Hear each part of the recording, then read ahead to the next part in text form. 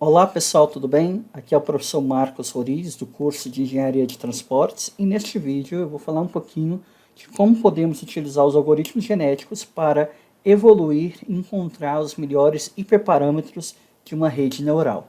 Nós vamos fazer isso utilizando a biblioteca sklearning Deep. Então hoje esse vídeo vai ser um pouco mais prático.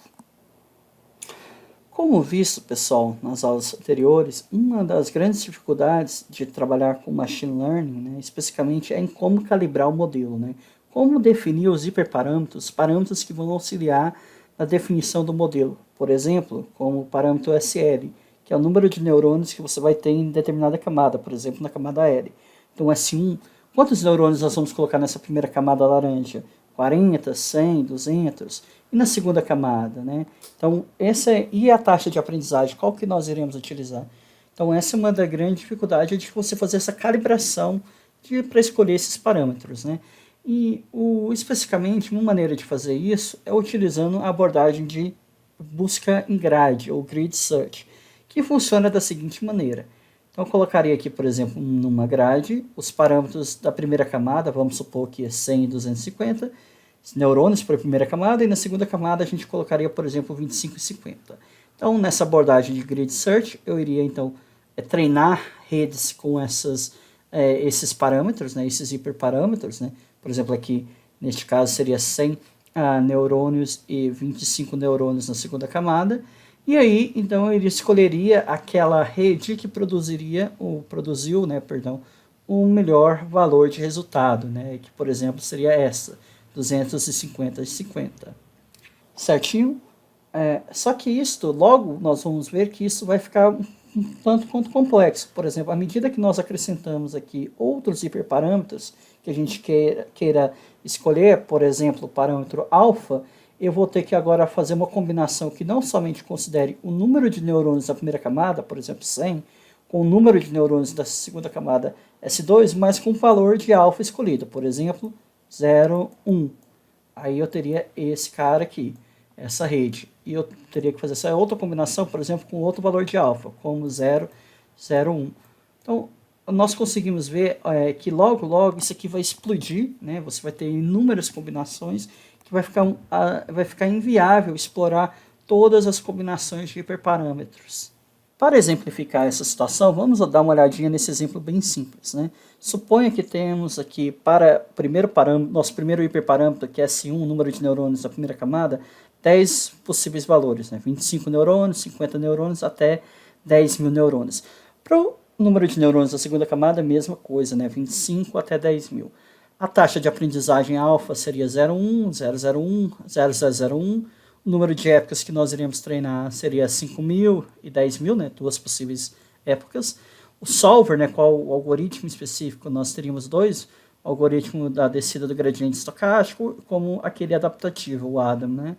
Se nós vermos aqui, quantas combinações teríamos de explorar neste pequeno espaço, Então, se vemos aqui, o S1 tem 10 opções, 10 hiperparâmetros. O S2 eu teria que combinar com esses outros 10 hiperparâmetros, com as 3 hiperparâmetros do alfa, com os 2 hiperparâmetros de épocas, com os 2 hiperparâmetros de solver. Então, nós podemos ver aqui 10 vezes 10 é 100, 100 vezes 12 dá 1.200. Então, nós teríamos, só nesse pequeno exemplo, que considerar 1.200 possíveis combinações para poder encontrar aquela que calibra melhor a nossa rede. Para isso, nós iremos utilizar a biblioteca sklearning Deep, que é uma biblioteca que combina duas outras bibliotecas, a scikit-learn, que é uma biblioteca para utilização de modelos em machine learning, com a biblioteca Deep, que é uma biblioteca específica para a computação evolutiva, especificamente para definir algoritmos genéticos. Então, essa biblioteca sklearning Deep é o resultado da soma, da combinação dessas duas bibliotecas, e ela permite, então, a gente especificar o processo de evolução dos hiperparâmetros para, então, a gente conseguir convergir e encontrar os melhores hiperparâmetros sem ter que explorar todo o espaço de busca, mas usando a abordagem de algoritmo genético, em que as melhores soluções vão reproduzir, vão sobreviver e, eventualmente, elas irão produzir novas soluções ótimas até chegar numa solução ótima em uma convergência da população, certinho? Então, iremos utilizar a biblioteca sklearn-deep. Isso será feito na plataforma Kaggle. Aqui um pequeno adendo, pessoal.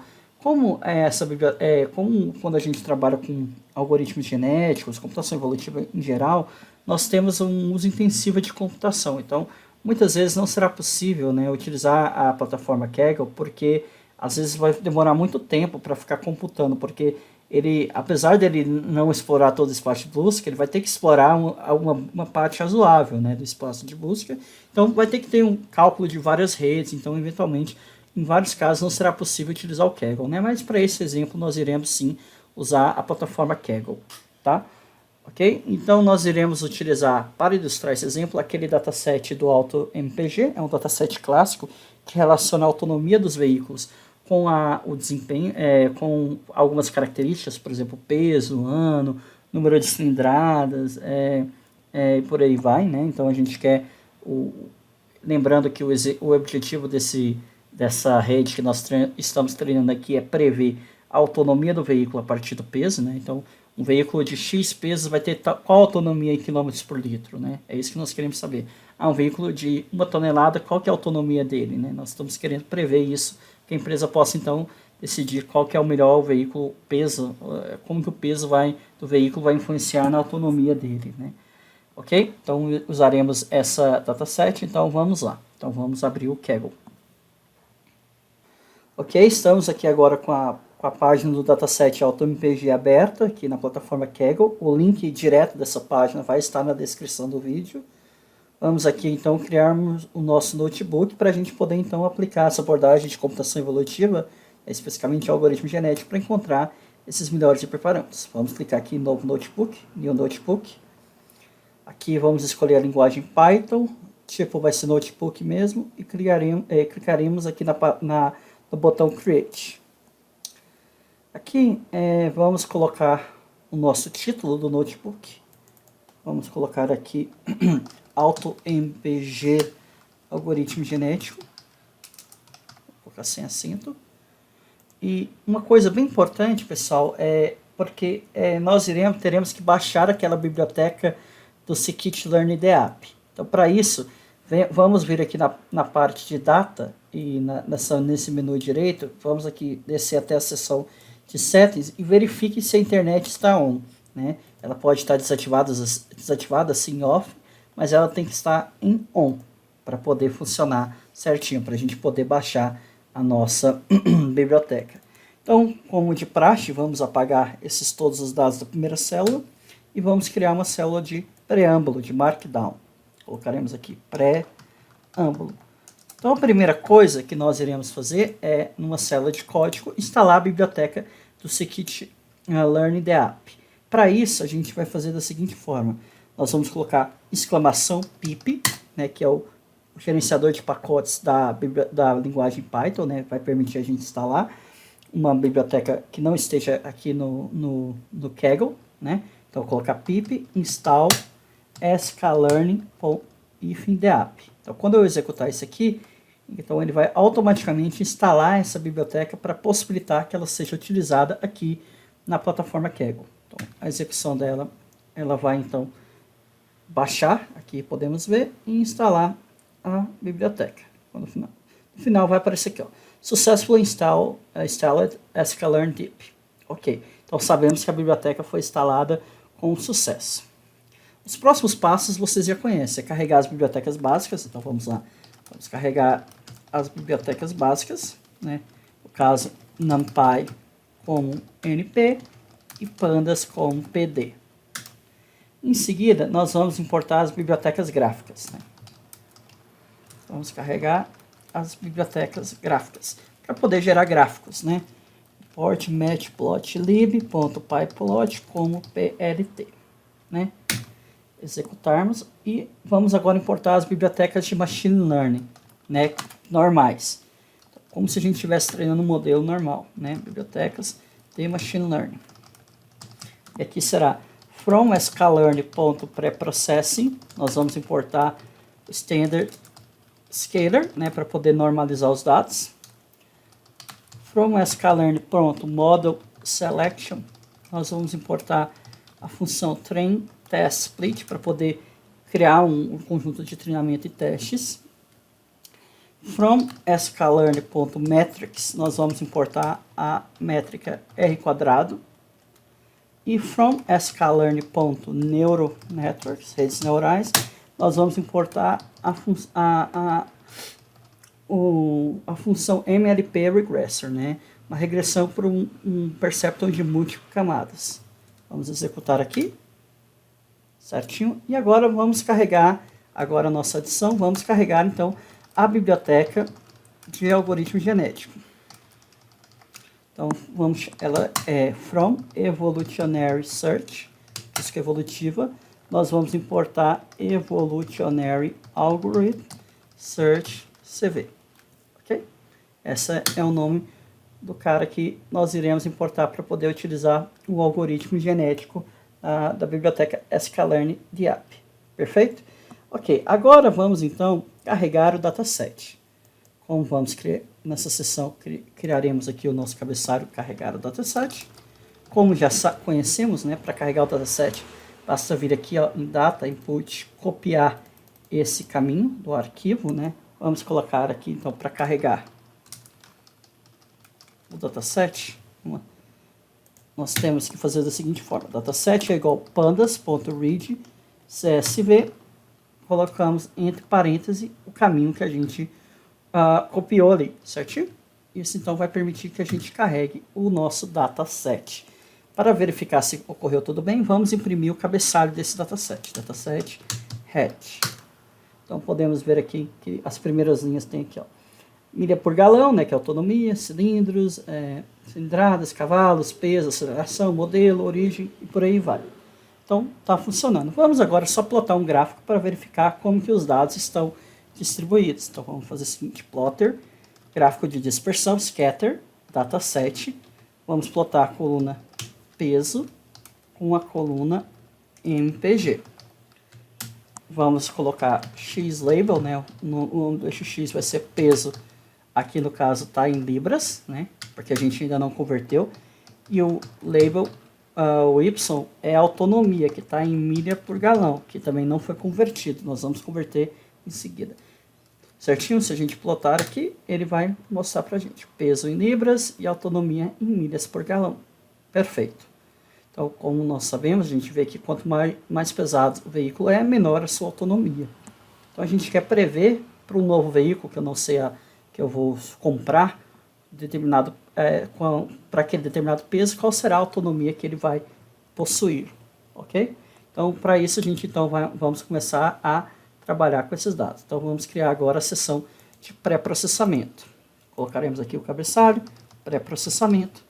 Até aqui, pessoal, tudo normal, como a gente estivesse treinando um modelo normal, certo? Então, eu vou colocar x, a minha variável x vai receber dataset para todas as linhas. Eu quero somente a coluna peso. E o meu yzinho, não vou colocar y grande, né? O yzinho, né? Vai ser dataset, todas as colunas, milhas por galão. Ok? Beleza. Agora, eu vou transformar de libras para quilos. A gente já viu isso nas aulas passadas. A gente buscou no Google a constante, né? Nós vimos que x se eu olhar aqui, em libras, tem que multiplicar, uma libra é equivalente a 0,458592 kg. Então basta eu pegar o valor de x e multiplicar por 0,4535923 e meu y de milhas por galão para quilômetros por litro é 0,425144. Y é igual a y vezes 0,425144. Ok? Então agora nós temos o x e o y no valor de quilogramas, o x em quilogramas e o y em quilômetros por litro. Perfeito? Agora vamos escalar, ou seja, normalizar esses dados.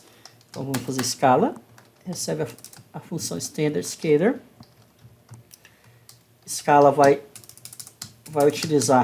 moldar a escala, né, a minha normalização considerando x, certo? E agora eu vou normalizar o x. Então vou colocar x underline normalizado é escala.transform x. Então esse x normalizado é a versão dessa variável x, só que normalizada. Perfeito? Por fim, eu vou dividir o conjunto em treinamento e teste. Então, vou dividir em treinamento e teste. Para isso, vou fazer da seguinte forma. X norm train, X normalizado teste, Y treinamento e Y teste vai ser igual ao quê? Train, teste, split, X normalizado, Y, e o meu teste size, né? Eu vou usar 30% para o conjunto de teste. Perfeito. Então agora eu tenho o meu X normalizado conjunto para treinamento, para teste, o Y de treinamento e o Y de teste, que eu peguei do X normalizado e usando uma base, um 30% para o conjunto de teste. Perfeito? Ok. Agora vamos fazer então o nosso processamento. E aqui sim que aí nós faremos então a nossa, o nosso treinamento. O treinamento especificamente aqui que nós iremos usar a abordagem de algoritmo genético para escolher os melhores hiperparâmetros, os melhores hiperparâmetros para calibrar, né, para identificar a melhor rede que detecta esse fenômeno. Perfeito? Então vamos lá. Por simplicidade, eu vou usar os mesmos valores que eu coloquei na apresentação de S1 e S2. Então vamos colocar, S1 vai ser, eu vou colocar em lista aqui, 25, 50, 100, 250, 500, 1000, 2500, 5000, 7500 e 10.000 neurônios. E o S2, né? O S2 vai ser a mesma coisa, então eu simplesmente copiei aqui, tá? Agora eu tenho que criar todos os pares possíveis que combinam o S1 com o S2. Para isso, então, eu vou fazer o seguinte, eu vou criar uma variável chamada pares possíveis, que vai ser uma lista, né? E essa lista de pares possíveis vai ter que ter todos os pares que combinam os neurônios da camada 1 com os neurônios da camada 2. Para fazer isso é bem simples, eu vou fazer o seguinte, ó.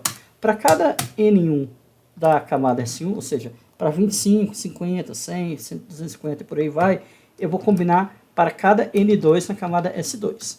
Eu vou fazer o seguinte, pares possíveis, ponto, append, ou seja, adicione a esse cara aqui o seguinte, o par, aqui entre parênteses, né? N1, N2, ou seja, ele vai pegar aqui o neurônio que ele escolheu aqui, né? Com a combinação do neurônio que ele escolheu no N2. Certinho? Vamos executar essa célula. Se eu mandar imprimir aqui pares possíveis, eu vou ter aqui, então, todos os pares possíveis que combinam os neurônios daquelas duas camadas. Certinho? São os meus neurônios aqui.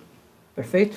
Ou seja, S1 tem todos esses possíveis valores de neurônio, S2 também. Para construir esses pares possíveis, eu criei uma lista e para cada valor de S1, ou seja, para 25, eu vou escolher, pegar todos os valores de S2, 25, 50, 100, e vou adicionar aqui esse valor, essa arquitetura, né? Então, 25, 25, 25, 50, 25, 500, por aí vai, até completar todos os pares possíveis. Perfeito. Então, agora eu já tenho todos os pares possíveis do meu espaço de busca, né? Para esse exemplo bem simplório.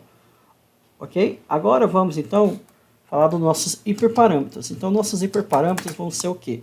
Vai ser um dicionário, certinho? E nós vamos olhar quais são os hiperparâmetros que nós queremos explorar. Então, o primeiro vai ser o Hidden Layer Sizes, o tamanho das camadas ocultas, né?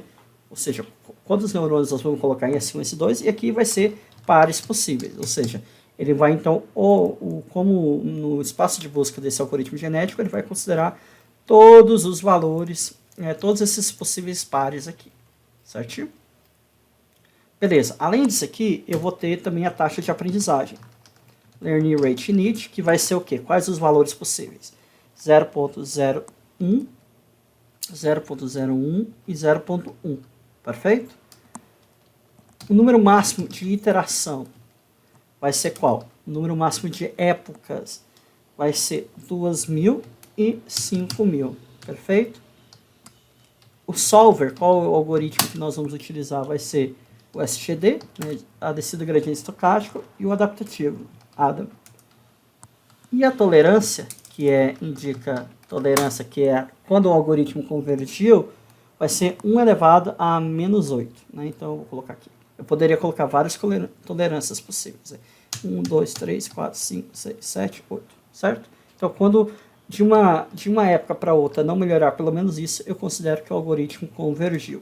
Então, esses são os meus hiperparâmetros.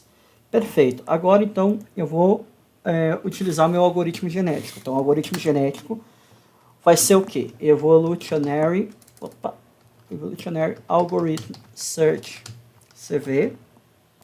E aqui eu vou passar qual é o meu indivíduo, né? Meus indivíduos vão ser esses MLP regressors, tudo bem? Os parâmetros deles vão ser o quê? Os hiperparâmetros que eu especifiquei ali. A minha função de aptidão, que é o scoring, vai ser qual? R quadrado, ou seja, como que eu vou definir que uma rede é melhor que a outra? Através do R quadrado, certo? Qual que vai ser o tamanho da minha população? Population size. Para esse caso, eu vou escolher uma população de tamanho 10. Vai ter 10 redes ao mesmo tempo na minha população, ok? Agora, eu vou definir o meu número de gerações. Quantas gerações eu vou ter? Eu vou colocar o número de gerações, para esse exemplo também, vai ser, eu vou colocar aqui para poder ilustrar, para poder convergir rapidamente, vou colocar 5 gerações. Obviamente, você vai ter que colocar muito mais quando a gente estiver fazendo um exemplo mais prático nas próximas aulas que a gente vai ver, né? Mas vamos lá. Agora eu vou colocar a probabilidade de ocorrer mutação. Então, gene, mutation, probability, eu vou colocar de 0,1, ou seja, tem 10% de chance de haver uma mutação. A probabilidade de crossover vai ser 0,5, certo? Ou seja, 50% de chance de haver crossover quando na parte de reprodução. A técnica de reprodução vai ser o torneio. Então eu vou colocar tournament size, ou seja, eu vou escolher um torneio de 2 para escolher quem vai sobreviver, né? Nesse caso, quem vai ser utilizado para reprodução, no caso, ok? Então esse é o meu algoritmo genético. Vamos simplesmente recapitular aqui. Então o algoritmo genético vai ser Evolutionary Algorithm Search CV, e aqui são os parâmetros, né? Meu indivíduo são esses MLP regressors, e cada MLP regressor está definido por esses parâmetros, possíveis combinações desses hiperparâmetros que nós definimos previamente. Foram todos aqueles pares possíveis de número de neurônios, as taxas de aprendizagem, o máximo de iteração, o solver, né, o algoritmo que eu vou utilizar, a tolerância, certo? A função de aptidão scoring vai ser o R quadrado, o tamanho da população é 10, o número de gerações é 5, a probabilidade de mutação é 0,1, a probabilidade de crossover é 0,5 e o torneio é 2. Por fim, é também interessante colocar verboso para a gente poder ver o que está acontecendo, certinho? Então vamos terminar aqui. Agora, pessoal, nós vamos fazer o treinamento, ou seja, ele vai então buscar, usando aqueles valores de x e y de treinamento, qual é a rede neural que produzirá o melhor resultado, né? Considerando a função de aptidão R quadrado, um tamanho de população de 10, 5 gerações, uma probabilidade de mutação de 0,1 e uma probabilidade de crossover 0,5. Perfeito? Então vamos lá. Então se eu colocar aqui agora para fazer isso, é muito simples. É a mesma função, algoritmo genético.fit x norm train, os dados de normalizados de treinamentos do x, y train. E agora vamos lá. Agora, pessoal, uma coisa aqui que um aviso. Vai demorar um pouquinho, certo? Então eu vou até registrar aqui o tempo, vou parar o vídeo. Esse cálculo vai demorar um pouquinho, certinho? Ele até me mostra aqui para mim, ó, olha só, que existe 1.200 combinações nesse espaço de busca, como a gente tinha calculado, certo? Então ele vai buscar aqui, né? E no final ele vai produzir, vai me falar qual foi o indivíduo, a solução ótima. Se você ver aqui, a CPU rapidamente vai para 100%, está quase 200%. Porque ele está treinando esses vários indivíduos ao mesmo tempo, né, para chegar nessa convergência. Então agora eu vou parar o vídeo, daqui a pouquinho eu volto para quando terminar. Mas é normal isso demorar um pouquinho, tá bom? Ok, depois de uns 15 minutinhos, né, demorou um tempinho, né, o algoritmo genético conseguiu convergir e me deu esse resultado aqui. Olha que bacana, né? Então é o seguinte, ele fala, olha, o melhor indivíduo que eu encontrei foi esse, olha, tamanho de camada 7.600, ou seja, houve uma mutação, né? Observe que não tinha esse valor lá previamente, né? 7.600 e 250 neurônios na segunda camada, com uma taxa de aprendizagem desta 0,001, com um número de iteração 5.000, com o solver o Adam. Esse foi o cara que me deu o melhor indivíduo. O melhor indivíduo, né? Ele teve então o melhor resultado, que especificamente foi um R2 de 71997, perdão. Então, ok. Feito isso, como que eu faço agora para poder pegar o melhor, esse melhor valor? Muito simples, já coloquei aqui. Então, melhor rede é igual a ag.best_estimator. E se eu imprimir aqui melhor rede, agora aqui em código, deixa eu voltar para código, melhor rede. Então ele vai me dar, opa, a melhor rede foi essa aqui, MLP com 7.600, 250 neurônios de segunda camada, máxima iteração essa e por aí vai. E eu também posso encontrar aqui no meu algoritmo genético, também, best parâmetros, ele também vai mostrar aqui para mim, mesma coisa, né? Ele mostra para mim os melhores parâmetros desse cara. Também observe aqui que ele me dá os valores para o segundo, terceiro, quarto, quinto indivíduos também, ok? A gente também consegue pegar esses caras. Ok, com isso agora, nós descobrimos então que para este cenário, para este problema, naquele espaço de busca, a rede que apresentou o melhor desempenho em relação à função de aptidão R2 foi essa, com 7.600 neurônios na primeira camada, 250 na segunda, uma taxa de aprendizagem 0,001, com 5.000 épocas, com o algoritmo adaptativo de descida do gradiente, ok? Perfeito. Agora vamos verificar como que ficou a curva a curva de teste e desta rede. Vamos colocar aqui agora pós-processamento, colocar um cabeçalho pós-processamento e vamos agora então fazer o teste com a rede neural encontrada pelo algoritmo genético. Okay? Primeiramente vamos então prever o resultado, os valores dos respectivos autonomias utilizando essa rede neural. Se nós olharmos aqui, ela foi salva como melhor rede, né? Então eu posso fazer o seguinte, y previsto, né, predição, vai ser então o que? Melhor rede, ponto predict, x normalizado teste. Então isso vai me dar o valor do y previsto. Ok? Agora vamos então plotar esse cara. Antes de plotar, é importante a gente inverter os dados do x normalizado de teste para x teste, porque para poder ficar mais simples, né, a gente ver quais são os valores que x teste foram usados. Escala.inverse transforme x normalizado teste. Isso então vai me dar os valores de teste sem ser normalizados, ou seja, os valores originais, enquanto x normalizado teste tem os valores do conjunto de teste do treinamento mais normalizado, x teste vai me dar esse valor sem estar normalizado. E agora eu vou então poder imprimir aqui, né, plotar um gráfico de dispersão para esse x de teste, o y de teste, que eu sei que é real, label real, e também vou poder plotar scatter por x de teste, o y que eu previ. E agora eu vou colocar label previsto. Vou colocar a plot.legenda na localização no topo direito. Ok? Plot x label vai ser peso em quilogramas. Plot.ylabel é autonomia em quilômetros por litro. Opa, tem um pequeno problema aqui. Deixa eu ver o que aconteceu. Y-teste não foi. É porque está Y-teste. Perfeito. Y-teste. Então aqui, se você ver agora, a minha rede está numa curva bem suave, bem próxima do valores reais. Ou seja, não é uma reta com uma regressão linear, e sim vai ter esse formato curvo. Né? Então é isso. Então nessa aula de hoje, né, nós vimos aqui basicamente como utilizar um algoritmo genético para então evoluir soluções, ou seja, evoluir redes neurais para escolher aquela que apresenta a melhor aptidão. No caso, o R ao quadrado, para então a gente escolher essa para ser utilizada pela nossa aplicação. Tá? Então nós vimos que para calibrar um modelo é preciso olhar vários parâmetros, mas olhar todos os parâmetros às vezes é inviável, porque exige um tempo computacional muito grande.